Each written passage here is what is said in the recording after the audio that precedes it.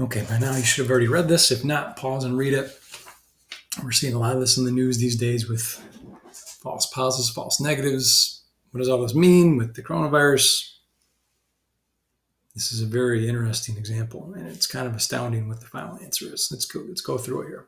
All right, so we have women age 40 over in this region. They said right away only 1% of the women have breast cancer. Okay, so here's how we start it. Write that down.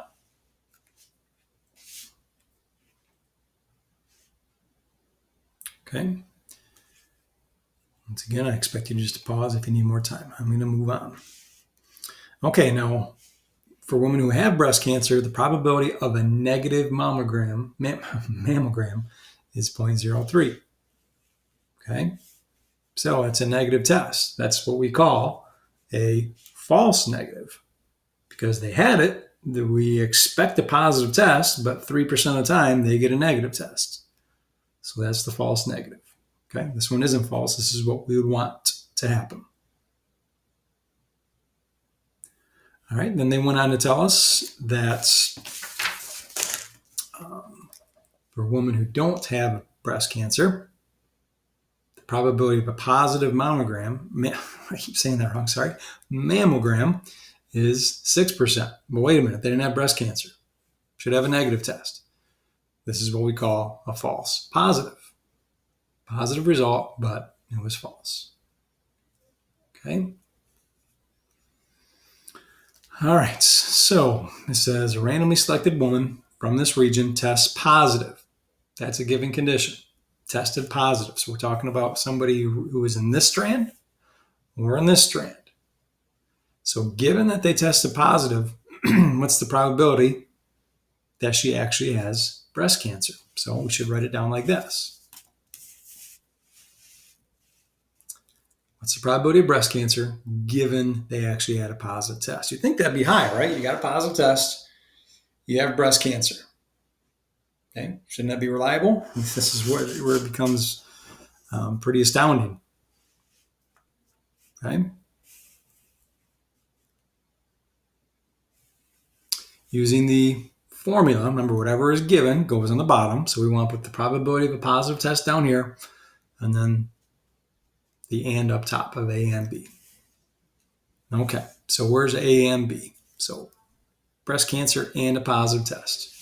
This strand. So 0.01 times 0.97. Okay, goes up top. What about the probability of a positive test? Well, these people had positive, these people had positive. So I have to add these two strands together. This one plus this one. Okay, pause to write down. I'm going to keep going. So I get these numbers and I divide it to get 0.14. And this is where it's a little shocking. Wait a minute. So given they had a positive test, only 14% of the time they have breast cancer. That's why there needs to be follow-ups. Take another test. Go see your doctor again. But here's why the math works out this way. Think about it. Let's just use a number 100 just for 100 people. So this math is easy. 99% of those, so let's say 99 of them, do not have breast cancer. Well, I get a false positive test on 6% of these. So 6% of 99 is roughly 6. So I have 6 false positives out of these 100. Let's go up here to the other positive tests. Why do these 100 people only had one person had breast cancer?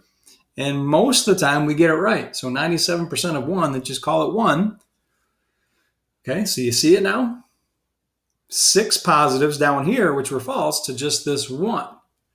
So it's basically 1 out of the 7 were the false positive. So that comes out to that pretty good, right? The 1/7, 1 divided by 7 is going to be about 14%. That's what we got. So now it's not as surprising, but that's why, because the large quantity of the false positives. All right, I thought that was interesting. Okay, your turn to try it. You got to check your understanding on the next page. Try the tree diagram, answer the questions about it, and then I'll give you feedback on that. Go ahead. Okay, here's your feedback. Pause it and check it. All right, last thing we're going to go over. This one goes a little bit quicker. Those tree diagrams take a little bit of time. Okay, so sometimes the probability of a second event is unchanged, like because they're independent, like tossing a coin is what they're talking about here. Knowing that the first toss was ahead does not change the probability that the second toss is ahead. They are equal. So probability of getting ahead is equal to probability of getting ahead again, given the first one was. Okay, that's how we kind of read into that. Okay. So here's the formal how we prove that things are independent. And they just kind of switch these around, but you really just need one of these. So basically what you're trying to do, I kind of put this off the side. You might want to add this to your margin too. Does the given condition affect the probability? In the end, that's what this test is doing. Does the given condition affect the probability? So if I go back to the coins again, is the probability of getting ahead, is that equal to probability of getting ahead given the first outcome? Whether it's heads or tails, doesn't matter. No, the given condition wouldn't affect getting that event. So does that affect it or not? Sometimes it does.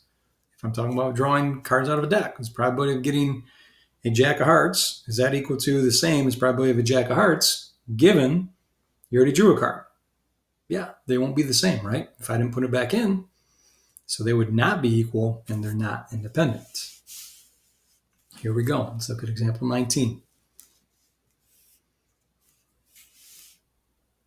Okay, so here we have a SRS of 100 Australian high school students. The two-way table displays data on gender and what hand they use, their dominant hand. Okay, so we have 100 students. And here it's broken down: 54 female, 46 male, and then there's their handiness. Okay, 90% are right-handed, 10% are left. Okay, here's the problem. Are the events male and left-handed independents? Okay, so there's kind of our A and B when we set this up. It doesn't really matter which one you do first. Kind of works out both ways. So once you write this down, I also put off to the side, this kind of works as well. Top of page 328, they did the other way, and we got the same outcome. Not the same numbers, but the same outcome. All right, so go ahead, write that down. Remember, this kind of has to be the same. We're checking to see if being male really affected the probability of being left-handed. Okay, that's why I gave you that question. Does the given condition affect the probability or not? All right, so let's use the table to go find the probability of being left-handed. Okay, it's right here. Left-handed, it's 10 out of 100. Now, given they're male, now we're just looking at these 46, right? I'm just looking at this count. Out of these 46 male, what was the probability that they were left-handed? 7 out of 46. So are they the same or not? They're off by quite a bit. Okay, so they're not independent. So basically what we're left to assume right now is the condition of being male might have had something to do with the fact of them being left-handed, because these were not the same. If they're 10% and 10%, then being male made no difference. And we'd say they're independent events.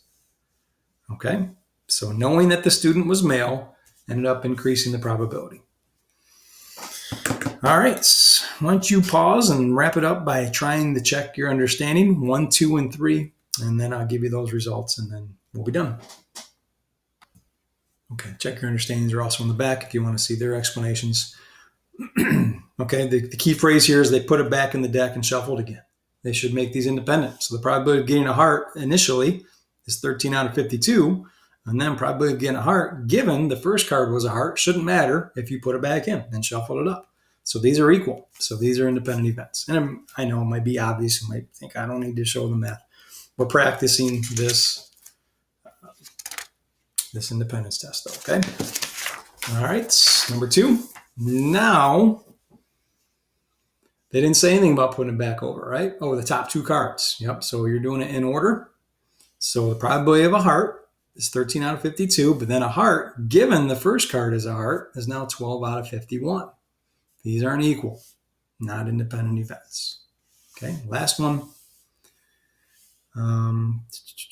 Here I have both explanations. If you did it in this format, probability of being right-handed is 6/7, and probability of being right-handed given they were female was 6/7.